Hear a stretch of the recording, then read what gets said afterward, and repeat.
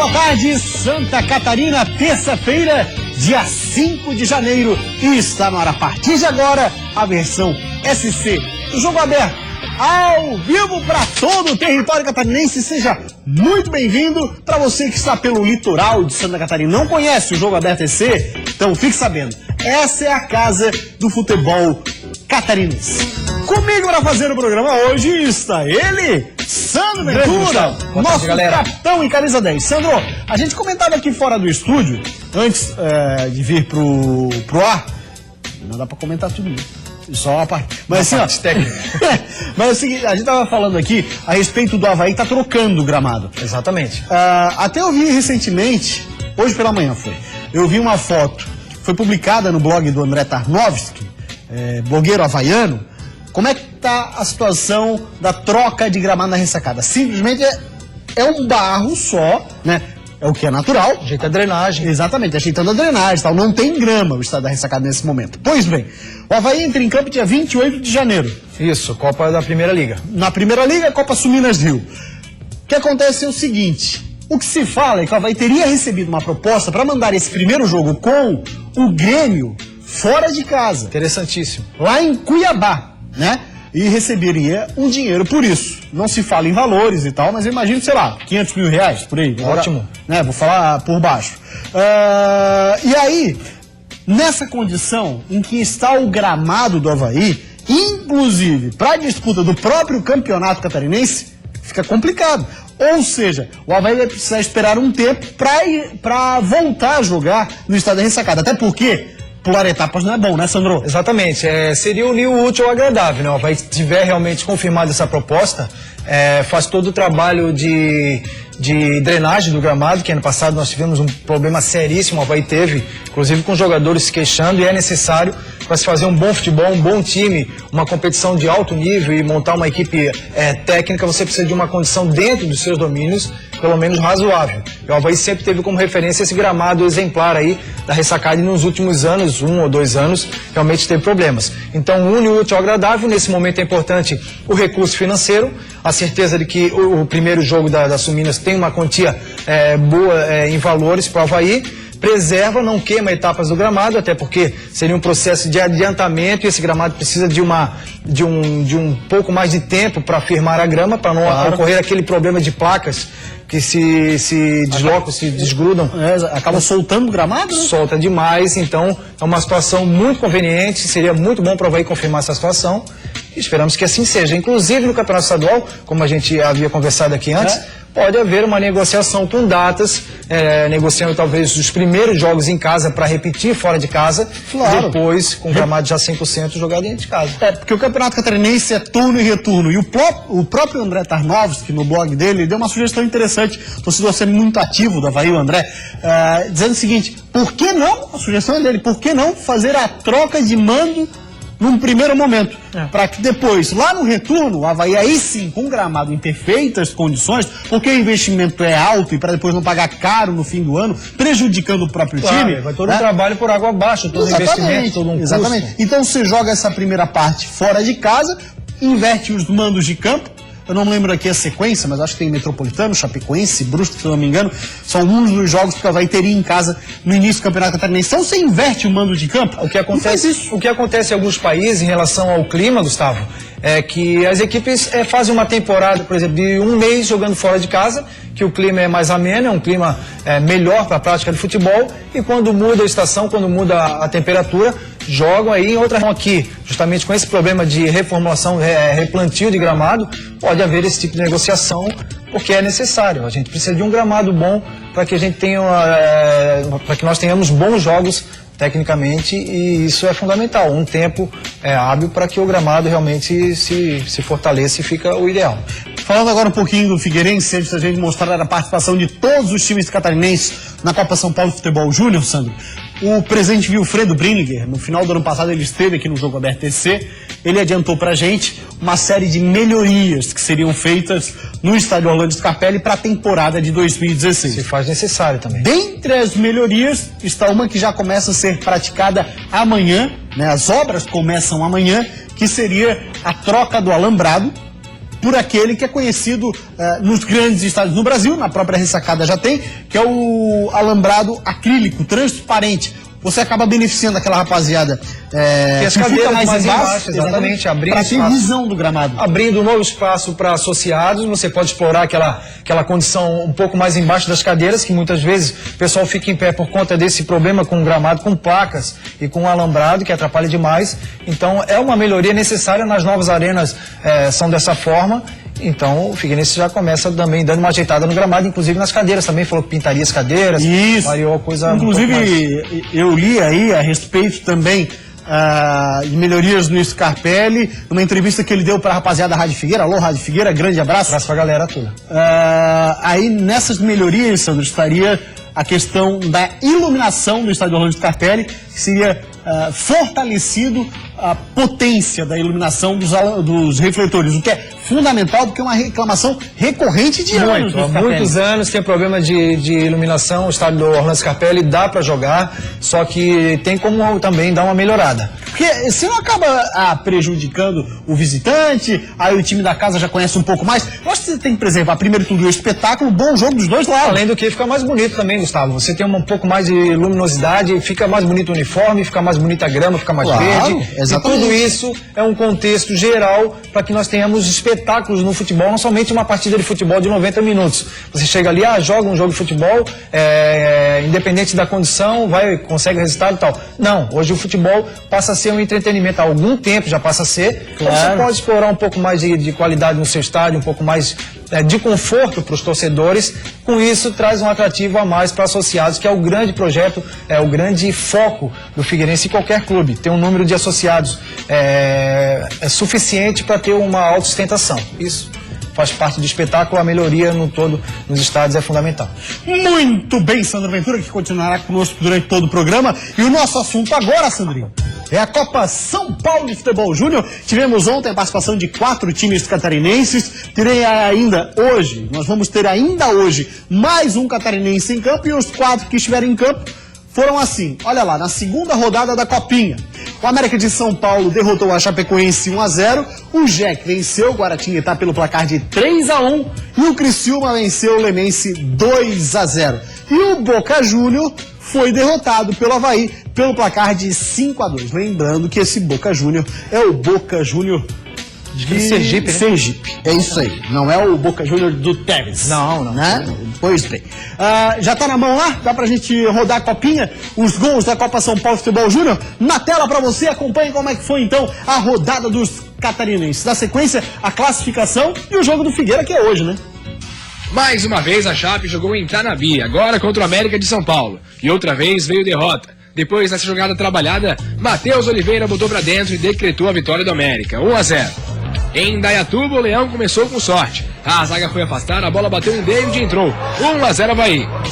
Mas o Boca não desistiu e foi buscar empate. Bola na área e nesse toque de classe, Raylon empatou, 1-1. Só que a defesa do Boca, de fato, não estava inspirada.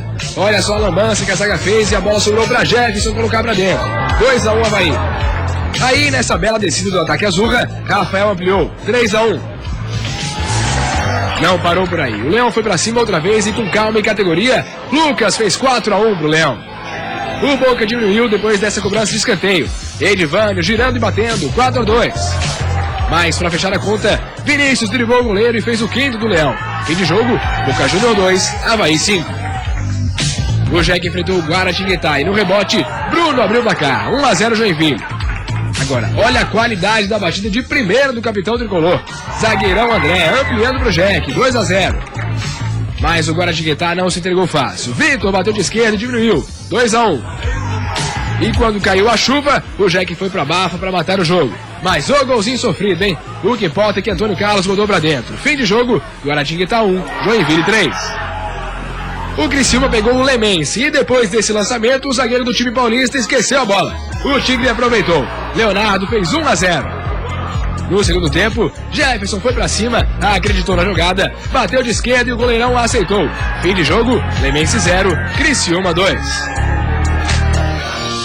Pois bem, vamos dar uma olhadinha então como é que tá a classificação dos times catarinenses na Copa São Paulo e Futebol Júnior. A gente começa pelo grupo 1, onde está a Chapecoense, que está na lanterna. A liderança é a Juventude, lá de Caxias. Sandro conhece bem como adversário nessa Juventude. Conheço, joguei no Caxias, Chapecoense eliminada da competição. 2 derrotas, não tem mais chance.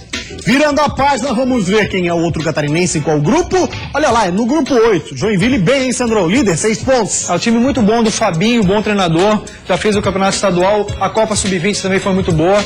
Muito bem treinado pelo Fabinho. Seguindo na classificação, vamos dar uma olhadinha. Olha lá, mais um catarinense no grupo 10. Aí é o Criciúma, vice-líder, 6 pontos. Criciúma, o Tigre também de boa. Também o Criciúma tá bem, tem o Ítalo, um bom atacante, uma equipe muito forte. A equipe que vai revelar jogadores, inclusive, para o elenco profissional para essa temporada. Aí virando, o nosso outro representante é o Avaí, que é o líder isolado do grupo 14. Tem 6 pontos, o Avaí encaminhou a classificação. Início muito bom do treinador Fábio Cunha. Começou esse jogo último agora, foi muito complicado. O Avaí virou o primeiro tempo com empate de 1-1 e depois no segundo tempo, na parte física e técnica, conseguiu deslanchar e fazer uma goleada aí que classifica a equipe também. Torcedor do Figueira estará torcendo hoje pelo Furacãozinho. O Furacão joga contra o 15 de Piracicaba no complemento da segunda rodada da Copa São Paulo em Futebol Júnior. Na sequência a gente já volta, se não sai daí tem muito mais do Jogo Aberto SC. Olha lá. O elenco completo do Cambura viajou para Luiz Alves, a 50 quilômetros de Camboriú, onde vai ficar por 2 semanas. O pessoal do Criciúma, quando me ligaram, a diretoria falou do projeto do Criciúma, né? Que tem jogadores bastante novos e queriam mesclar a juventude com jogadores mais experientes.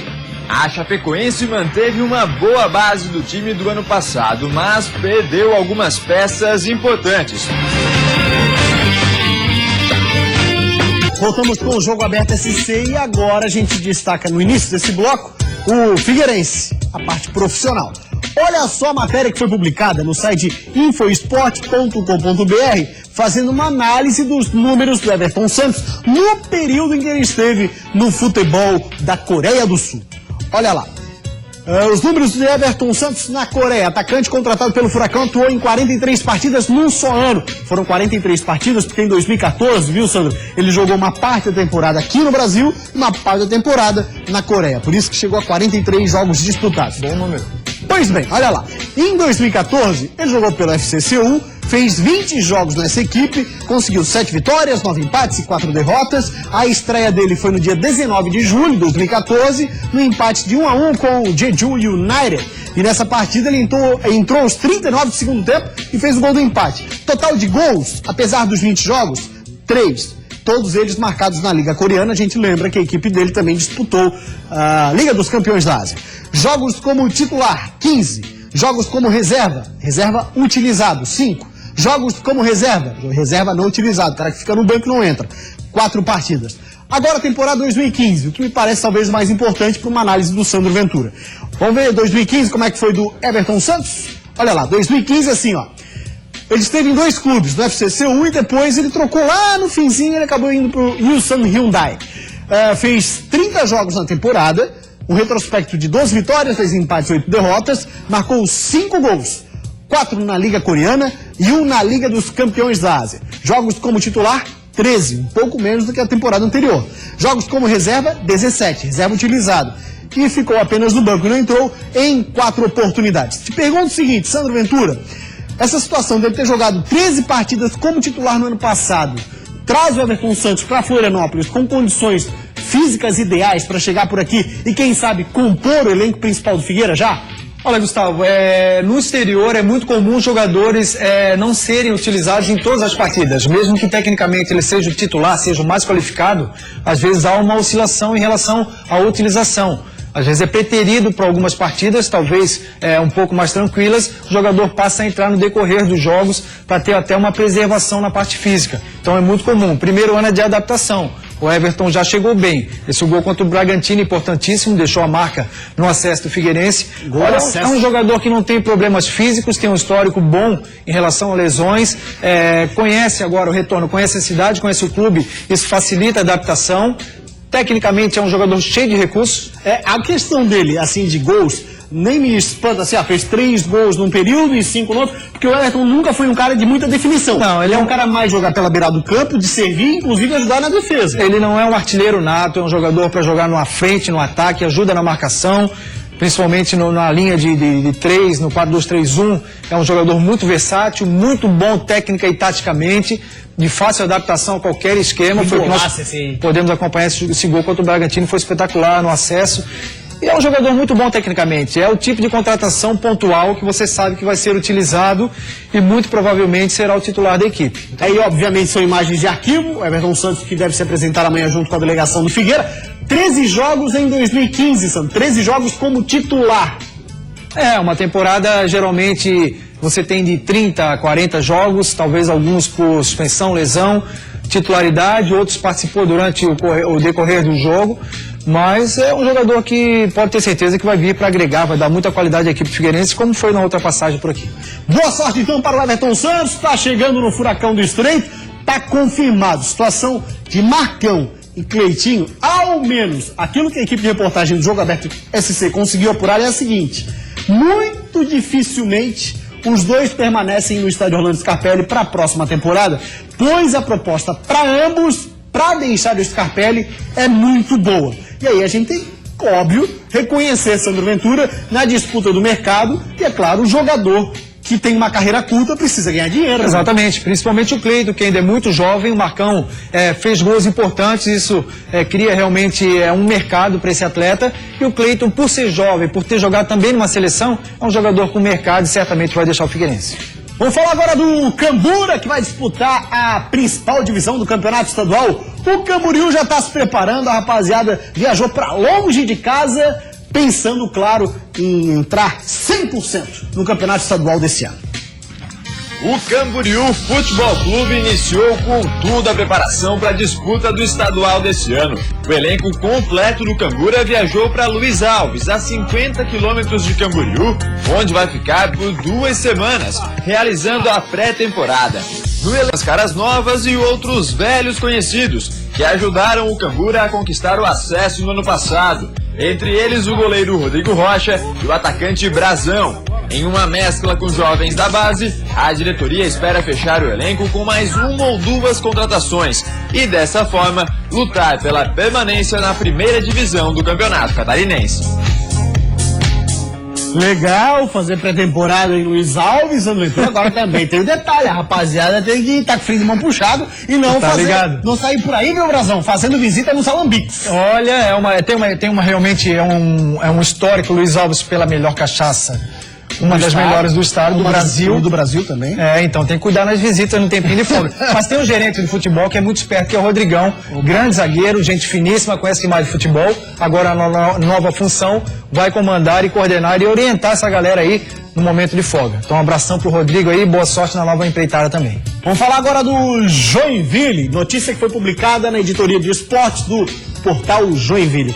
Olha lá o que diz a matéria. Com os pés no chão e visando planejamento mais enxuto para o estadual, a diretoria vai apresentar apenas 3 reforços. Um deles já foi oficialmente apresentado, o volante Jones. Os outros 2 são Diego Felipe e o atacante Felipe Alves, esse moço da foto, que tem 25 anos. Diego Felipe joga como segundo volante ou terceiro homem de meio de campo. Ele já viria para o Jack numa outra oportunidade, mas o negócio não foi fechado. O atacante Felipe Alves é da base do Atlético Paranaense, passou pelo ABC de Natal, Santa Cruz, porém de Natal, Vila Nova, Alecrim, Campinense e Boa Esporte. Na última temporada ele marcou 14 gols pelo Boa. Felipe Alves tem um pré-contrato e deverá se apresentar na próxima quinta com os demais jogadores. É na próxima quinta, ou seja, depois de amanhã que está confirmada a reapresentação do elenco do Joinville. Aliás, por falar no elenco do Jack, vamos dar uma passada geral como é que está esse time do Coelho? E aí o Sandro me ajuda a avaliar se tá de boa, se não tá para disputar o estadual e a Série B do Brasileirão? Olha lá, Sandro, já que em 2016 está assim, ó, os goleiros,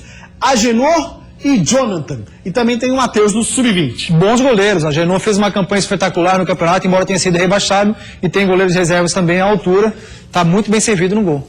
Vamos dar uma olhadinha agora na próxima posição. Os laterais são Mário Sérgio, Edson Ratinho, Heracles e Diego. Destaque pra você, Sandro. Edson Ratinho, Heracles, voltando daquele problema todo que teve, ainda não joga 100% como esteve no Avaí, mas são bons jogadores também. Vai montar uma equipe forte. Agora passando para os zagueiros. Bruno Aguiar, Guti Danley e Rafael Donato. Rafael Donato falta confirmar, por isso o asterisco. Jogadores mais experientes, principalmente o Guti, vai crescendo a cada temporada. Bruno Aguiar a gente já sabe da qualidade, Danley também é bom jogador. Bom sistema defensivo. Vamos agora para os volantes. Naldo, Anselmo, gosto mais dos dois. Cadu, Luiz Menezes, esse é do Sub-20. Dionis e Diego Felipe, ambos 2 asterísticos, pois são novas peças para 2016. Jogadores com características diferenciadas, diversificadas. O Naldo e o Anselmo, o Cadu, um pouco mais de pegada. Diego Felipe com a transição. Em algum momento no Avaí foi um dos destaques da equipe, depois teve problemas, mas é uma boa equipe. Aí passando agora para a rapaziada do meio de campo, tem o Ítalo, o William Pop, gosto mais do William, precisa só talvez ficar menos tempo com a bola nos pés. O Jonathan do Sub-20, junto com o Matheus Silva também do Sub-20, Gustavo Sauer. Bons jogadores, eu gosto muito do William Pop também. Gustavo Sauer foi o que teve no Metropolitano, não foi? Isso. Muito bom jogador, teve um problema de lesão, mas é tecnicamente um bom jogador. O Joinville vai se encaixando num setor importantíssimo que é o meio também. Vamos agora para os atacantes, tem o Fernando Viana, o Wellington Júnior, o Mariano Trípode, argentino. Do Sub-20, o Luiz Júnior e também o Adriano. Aí o Rafael Furlan, Felipe Alves, esse que foi contratado, que a gente falou agora há pouquinho. Bons jogadores. Eu acho que o Fernando Viana, ou o Joinville, precisa resgatar o bom futebol do Fernando Viana e utilizá-lo de uma forma um pouco mais frequente, um pouco mais de constância nessa participação dele, porque é um jogador com ritmo de jogo, faz diferença, é um bom atacante. Todos os outros também são bons atacantes. Agora vamos de Chapecoense na análise pra gente saber quem são as caras novas que estão por lá. Um resumo, quem saiu, quem chegou, enfim, a matéria é de Eduardo Prestes. A Chapecoense manteve uma boa base do time do ano passado, mas perdeu algumas peças importantes. Entre eles, o volante Bruno Silva, que foi pro Botafogo, o meia Camilo, que vai jogar no Al-Shabaab, da Arábia Saudita, e o atacante Túlio de Melo, que vai defender o Sport Recife. Outros que deixaram o elenco do Verdão do Oeste, porque não tiveram seus contratos renovados, foram os volantes Eli Carlos, Richarlison e Wanderson, e o atacante Thiago Luiz. Para compensar essas saídas, a diretoria trouxe até o momento 7 reforços, a maioria para o ataque. Do Londrina vem o atacante Lucas Gomes, de 25 anos. Outro que chega para fazer gol é o uruguaio Martim Alanis, de 22 anos, que estava no River Plate do Uruguai. Conhecidos no futebol catarinense, o centroavante Kempis e o habilidoso Silvinho deixaram o Joinville e também partiram para o oeste do estado. Para o setor defensivo, a Chape trouxe 2 laterais. João Lucas, de 23 anos, vem do Paysandu, e Jimenez, de 20, estava no Goiás. Para o meio-campo, o único reforço anunciado é o volante Josimar, de 29 anos. Ele estava na Ponte Preta e já teve passagens por clubes como o Internacional. A temporada 2016 começou movimentada no Criciúma. Pelas primeiras atitudes e palavras do técnico Roberto Cavalo, o espírito de luta deve ser a marca do Tigre no Campeonato Catarinense. Com certeza vai ser um grupo forte, um grupo unido e talvez sim uma família Cavalo, por que não? Isso é Jogo Aberto SC. Vou quebrar a canela de vocês de vidro, hein? Voltamos com o Jogo Aberto SC dos grandes de Santa Catarina. O Criciúma sai na frente e já deu a largada para a temporada de 2016. A temporada 2016 começou movimentada no Criciúma. Teve reunião geral do elenco com a diretoria e comissão técnica, treinos físicos, exames médicos e a apresentação de jogador. Nesse caso, do meia Wellington Saci, primeiro reforço do Tigre no ano. O pessoal do Criciúma, quando me ligaram, a diretoria falou do projeto do Criciúma, né? Que tem jogadores bastante novos e queriam mesclar a juventude com jogadores mais experientes.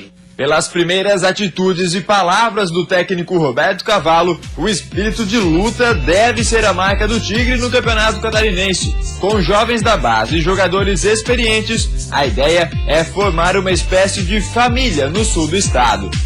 Nós trabalhamos muito no fator psicológico, porque às vezes o atleta é ou cansado, ou desmotivado, ou triste por uma coisa ou outra. A gente tem que estar sempre analisando, vendo e cobrando desses atletas. Então, com certeza, vai ser um grupo forte, um grupo unido e talvez sim uma família Cavalo, por que não? Né? Mas espero que cada um, dentro das suas condições, faça sempre o melhor para ter um grupo forte. Família Cavalo com os seus potrinhos. Sandro Ventura te pergunta o seguinte: o Wellington Saci, uma boa no Tigre? Muito bom jogador, ainda joga em alto nível, tem uma certa idade, competitivo, líder dentro do vestiário, jogador importantíssimo com um histórico de acessos incrível aí como nenhum outro tem. Vamos falar agora do Avaí, mais um confirmado no Leão, jogador que já é conhecido em Floripa. Agora é oficial, João Felipe está de volta à ressacada. Publicada no site oficial do Leão, a notícia traz lembranças da campanha do acesso de 2014 ao torcedor havaiano. Essas aí são imagens da apresentação do João Felipe, mas lá em 21 de agosto de 2014. Na época, Chico Lins foi quem fez a apresentação do atleta. E o objetivo era o mesmo que vai ter no Leão em 2016. Espero, João, que tu nos ajude aí nessa batalha que a gente tá tendo esse ano e que tu sabe que tá vivendo aqui com a gente. Nosso objetivo só é um, é subir para a Série A e a gente conta contigo. Então... Naquele ano a expectativa se cumpriu. João Felipe jogou 16 partidas pelo Avaí em 2014 e mostrou versatilidade. Atuou como zagueiro, volante e até segundo atacante com o técnico Geninho. Naquele ano foram 7 vitórias, 3 empates e 6 derrotas com a camisa azul. Pouco aproveitado em 2015 no Fluminense, o jogador de 27 anos e 1,90 de altura também já passou por Figueirense, Botafogo, São Paulo e Náutico. E aí, Sandro? Excelente, isso é contratação sem margem de erros, excelente jogador, polivalente, versátil e vai ser útil ao Avaí. Valeu, Sandrinho. Grande abraço. Jogo Aberto esse dia de volta amanhã ao 12:30. Pra você, uma ótima tarde, hein? Tchau, gente. Até amanhã.